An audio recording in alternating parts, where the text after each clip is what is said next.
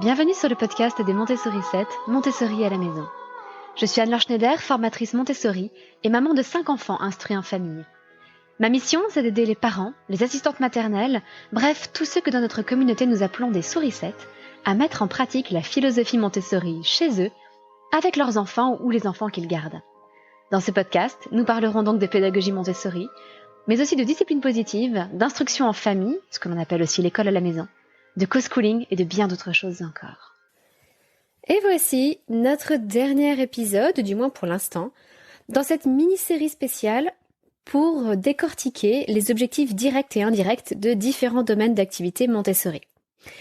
Aujourd'hui, nous abordons donc les activités de calcul Montessori, plus spécifiquement entre les âges de 3 et 6 ans, même si on fera des petites incursions sur quelques activités qui se déroulent aussi après, entre 6 et 9 ans. Peut-être que je poursuivrai cette série un jour avec d'autres domaines d'activité Montessori, comme tout ce qu'on appelle l'éveil ou la culture, la découverte du monde entre 3 et 6 ans. Peut-être qu'on parlera aussi du dessin, de l'art, de tout un tas de choses.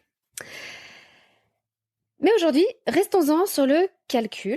Sachez aussi que c'est la deuxième fois que j'enregistre cet épisode, puisque la dernière fois, la batterie de mon micro m'a lâché en plein milieu et je ne m'en suis pas rendu compte. Enfin, en plein milieu. Je pense qu'elle s'est arrêtée en fait quelques minutes après le début de l'enregistrement. Donc j'ai perdu ce premier enregistrement et je vous avoue que c'est assez frustrant. Mais bon, ça arrive. C'est aussi pour ça que cet épisode sort un jour plus tard que prévu. Parce que du coup, j'ai dû recommencer alors que je n'avais pas de créneau dans la journée pour le refaire. Donc j'ai dû attendre le lendemain. Eh bien, lorsqu'on parle de calcul, à quoi pense-t-on ?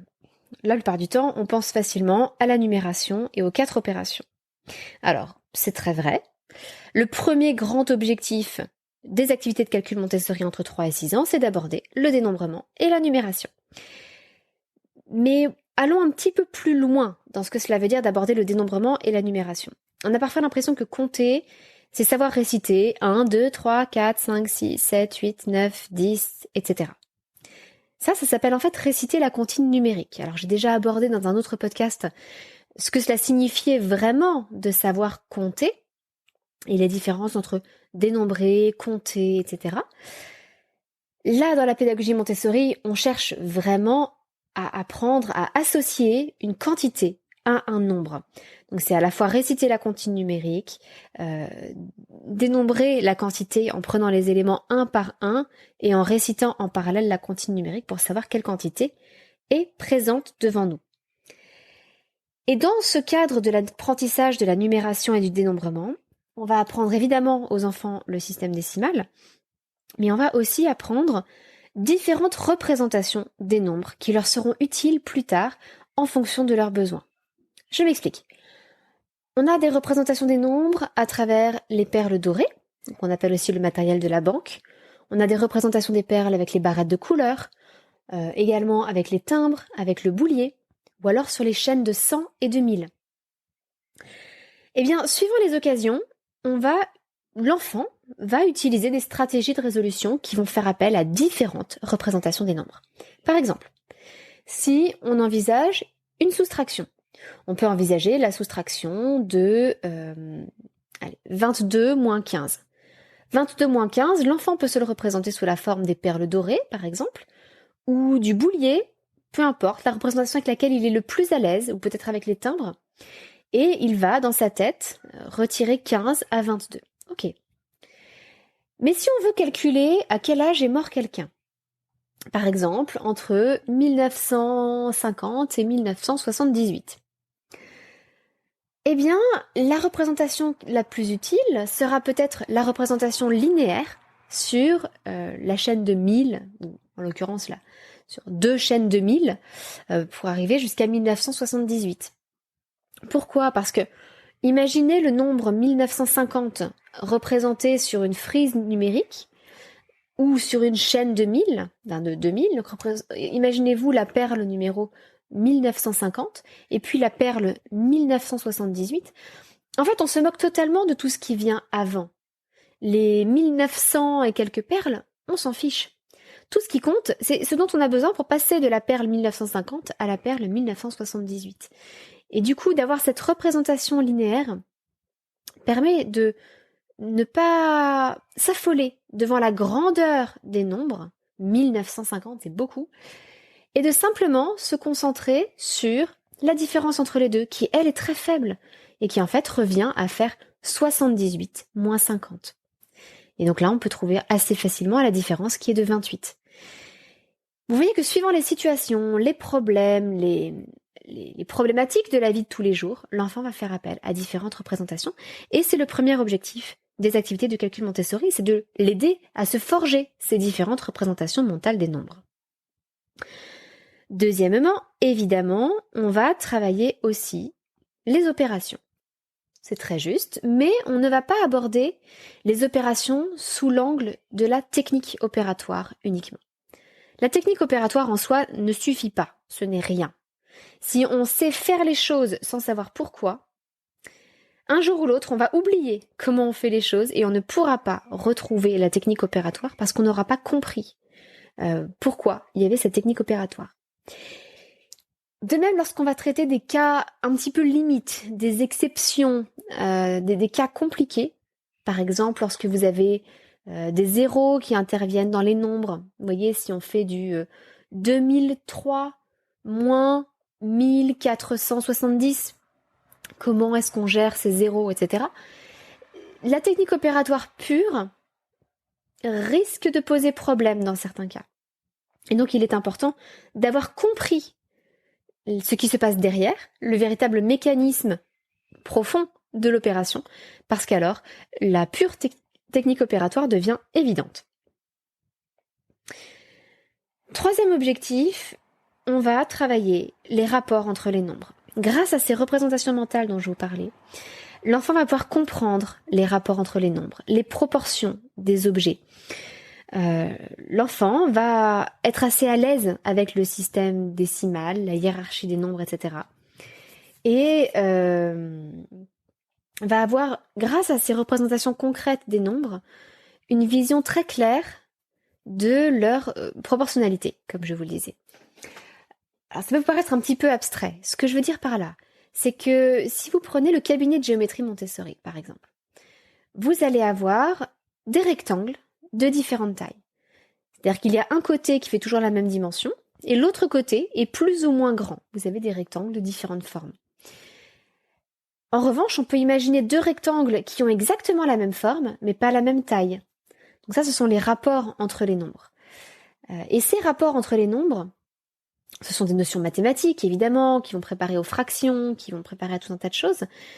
Le fait qu'il y a le même rapport entre 1 et 3 qu'entre 2 et 6, c'est quelque chose que l'enfant va pouvoir percevoir sensoriellement, mais c'est quelque chose que l'enfant va retrouver partout dans sa vie, partout dans le monde.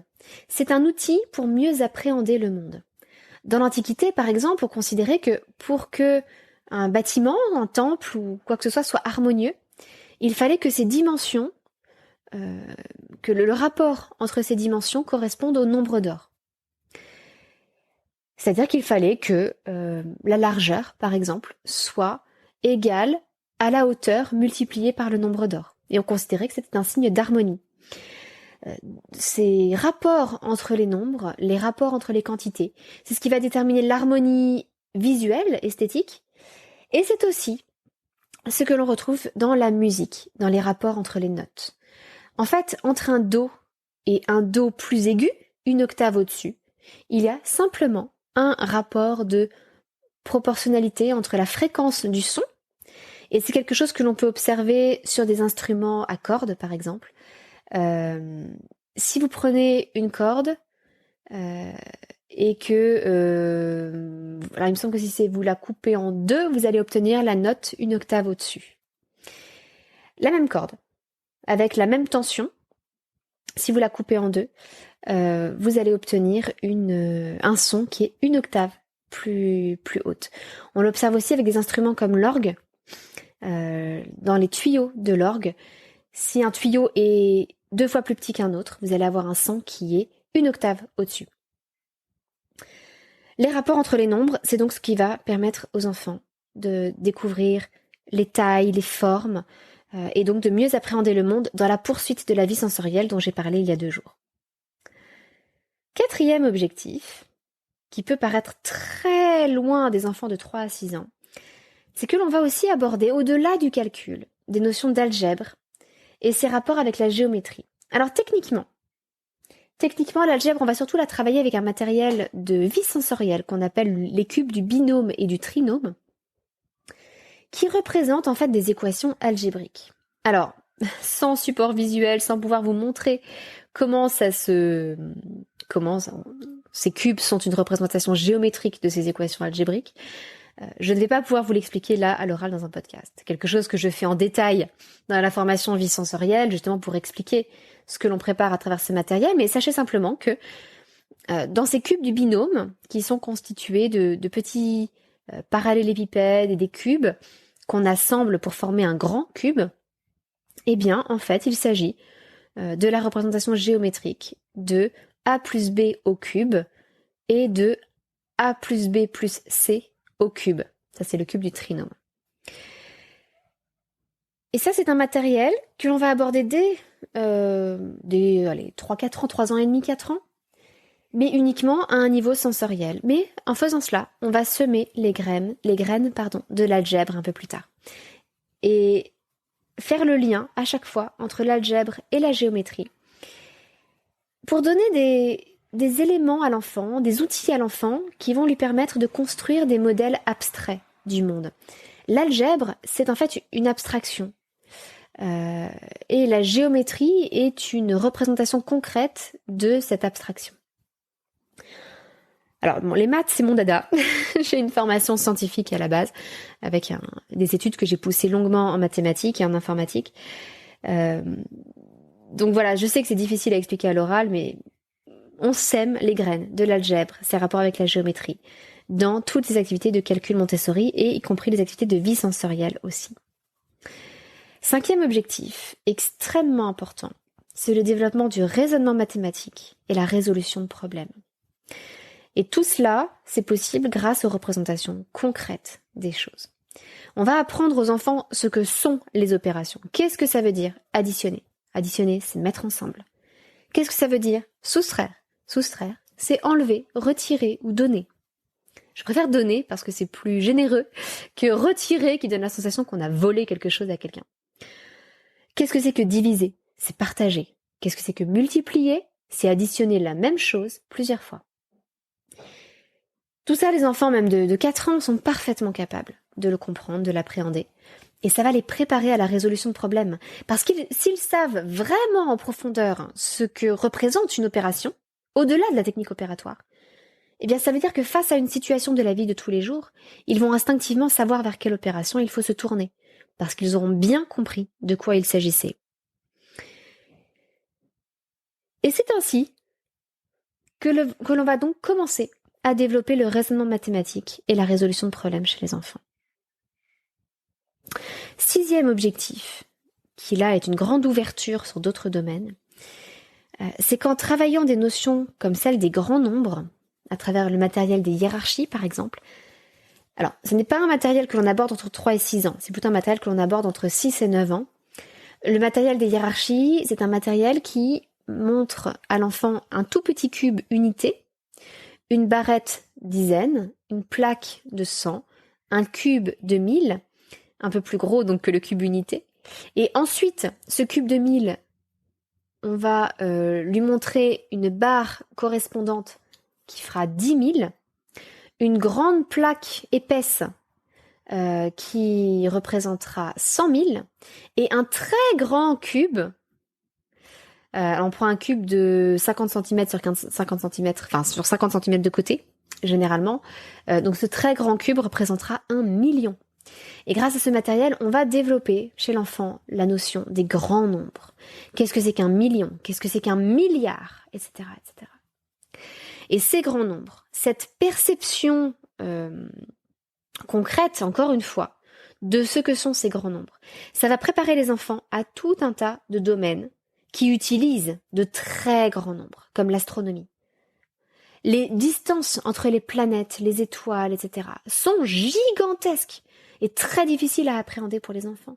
Rien que la taille de notre planète Terre, on est dans les milliers de kilomètres, donc dans les millions de mètres. Vous voyez que c'est gigantesque. Et ce n'est que la dimension de notre Terre. Je ne vous parle même pas de la distance entre la Terre et le Soleil. L'histoire également utilise des grands nombres. Alors, on a évidemment les 2000 ans de notre ère après Jésus-Christ, là les 2021 ans. On a tout ce qui précède quand on aborde l'Antiquité, et là on revient plusieurs milliers d'années encore en arrière. Et lorsqu'on parle de préhistoire, on parle de centaines de milliers d'années. Lorsqu'on parle de l'apparition de la vie sur Terre ou de l'âge de notre Terre, on remonte encore bien, bien, bien plus loin. Et puis ça va également être utile en géographie. En géographie physique, on va parler des dimensions, des tailles, la taille des montagnes qui font plusieurs milliers de mètres. On va parler aussi en géographie de la géologie, de la formation des roches. Ces roches qui ont des centaines de milliers d'années, parfois des millions d'années. On va parler de phénomènes très très lointains.